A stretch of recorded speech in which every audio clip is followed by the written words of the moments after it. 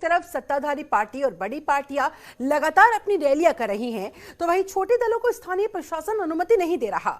कुछ ऐसा ही जन अधिकार पार्टी के साथ एटा, कासगंज और कानपुर देहात में हुआ, जहां जन अधिकार पार्टी की रैली थी, लेकिन उसे स्थानीय प्रशासन ने अनुमति ही नहीं दी, जिसको लेकर जन अधिकार पार्टी के अध्यक्ष बाबू सिंह कुशवाहा ने हमला बोला और कहा कि स्थानीय प्रशासन यदि हमारी रैली को अनुमति नहीं देता है तो प्रशासन के खिलाफ हम धरना देंगे।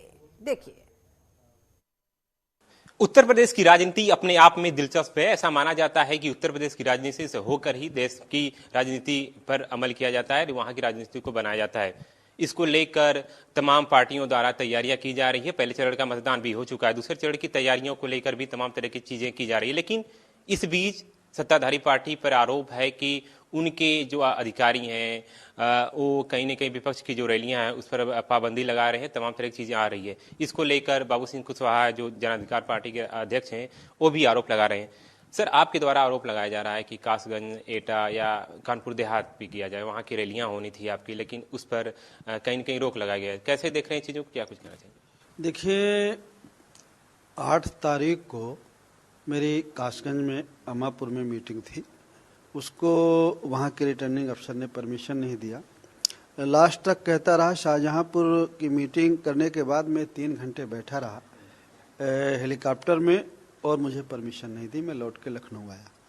उसके बाद 3 दिन से लगातार हमारे रोज प्रोग्राम एटा में लगे हुए हैं, एक प्रोग्राम एटा में, एक कहीं और लगातार 3 दिन से एटा का जिला मजिस्ट्रेट और वहाँ के जो परगना मजिस्ट्रेट वगैरह हैं वो जिलाधिकारी परगना मजिस्ट्रेट के पास भेजते हैं, एडीएम के पास भेजते हैं, वो जिलाधिकारी के पास भेजते हैं और हमारे प्रत्याशियों को 3-4 दिन से लगातार घुमा रहे हैं और परमिशन नहीं दे रहे हैं।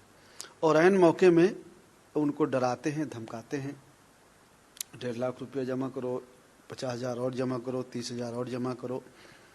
शाम को जब बैंक नहीं खुला रहता तो इस तरह की बातें करते हैं। वो पैसे भी जमा करने को तैयार हो जाते हैं, उसके बाद भी परमिशन नहीं देते हैं। ये 4-5 दिन से वहाँ का जिला प्रशासन खास करके एटा का कर रहा है और जिला अधिकारी की जानकारी में कर रहा है। जिला अधिकारी खुद इसमें इन्वॉल्व है। कानपुर देहात के भी एसडीएम ने, जो रिटर्निंग अफसर था, उसने हमारा परसों एक कार्यक्रम कैंसिल किया। आज का कार्यक्रम था, उसने परमिशन नहीं दी। कल दिन भर हमारे आदमी को घुमाया और रात को उसने कहा कि 26 मीटर बाई 26 मीटर ईंटें बिछाओ। आप ये काम 4 दिन पहले कह सकते थे, 2 दिन पहले कह सकते थे। कल उसने कहा रात को कि 26 मीटर बाई 26 मीटर खड़ंजा बिठाओ तो मैं आपको परमिशन दूंगा। आप परमिशन सबको दे रहे हैं, सबको तो नहीं कह रहे हैं। फिर आप उसको धमकाए कि आप वापस लो, नहीं तो आपके ऊपर हम 5 लाख खर्चा लाद देंगे। आपको वापस लेना पड़ेगा कि आप एप्लीकेशन परमिशन की नहीं दिए हैं, आप उसको वापस ले रहे हैं। तो इतना डराया धमकाया उसको कि उसको लिख के देना पड़ा कि हम अपनी परमिशन वापस लेते हैं, हमें नहीं चाहिए परमिशन। इसी तरह कल माराहरा में एटा के डीएम ने किया। आज भी हमारे कैंडिडेट को डरा धमका रहे थे। मतलब मैं ये समझ नहीं पा रहा हूँ कि जिला प्रशासन, जो निर्वाचन आयोग ने उनको जिम्मेदारी सौंपी है, उनको निष्पक्ष होकर, भाई ठीक है हम छोटी पार्टियां हैं लेकिन हम भी तो लड़ रहे हैं, हमें भी तो अपनी बात कहने का हक है। किसके इशारे पर वो हमें नहीं जाने दे रहे एटा, क्यों रोक रहे हैं, ये बात हमारी समझ में नहीं आया। अच्छा, इससे कहा जा रहा है कि जो सत्ताधारी पार्टी उसकी रैलियां तमाम हो रही है, लेकिन आपकी तरफ से बताया जा रहा है कि आरोप लगाया जा रहा है कि इस पर रोका जा रहा है। क्या रणनीति कोई है कि ऐसे किस लिए किया जा रहा है? देखिए, सत्ता पक्ष की हो रही हैं और विपक्षी पार्टियों की हो रही हैं, भारतीय जनता पार्टी की हो रही है, समाजवादी की हो रही है, बीएसपी की, सबकी हो रही है। जन अधिकार पार्टी को रोका जा रहा है। लेकिन हम लोगों ने ये तय किया है कि अगर एटा के जिला प्रशासन का ये रवैया रहा, वहाँ के रिटर्निंग अफसरों का ये रवैया रहा, तो हम सब काम छोड़ के सबसे पहले एटा में उनके खिलाफ प्रदर्शन करेंगे। हम लोगों ने, हमारी पार्टी ने ये तय किया है। और इसी के साथ आपका गठबंधन में कहीं उसके डर से वजह से इस सारी चीजें होनी है? नहीं, डर क्या बात है, हम लोग अपनी बात कहेंगे। हर पॉलिटिकल आदमी, हर नेता अपनी जाता है, बात कहता है लोगों के बीच में।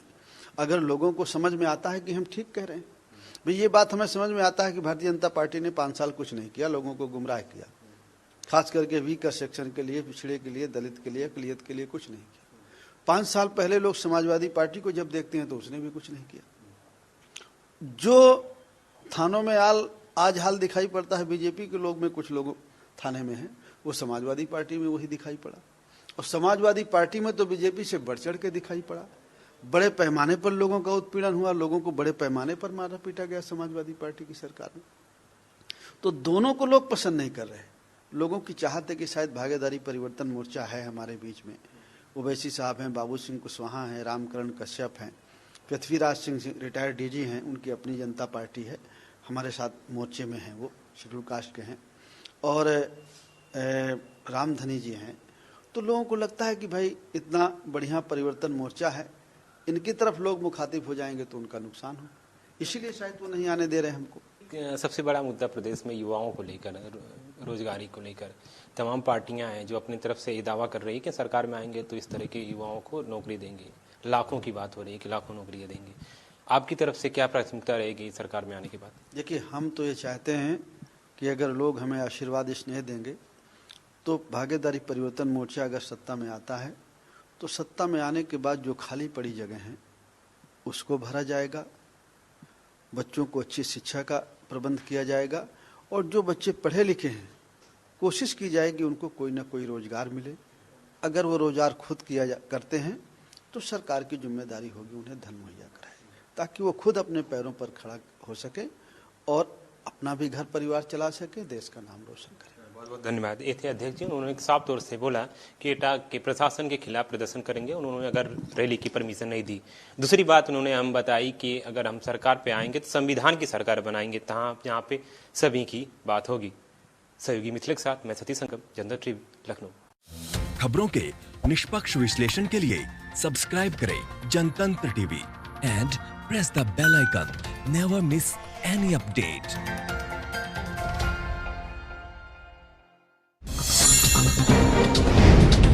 डाउनलोड कीजिए जनतंत्र टीवी ऐप को, जो कि अवेलेबल है गूगल प्ले और ऐप स्टोर पर।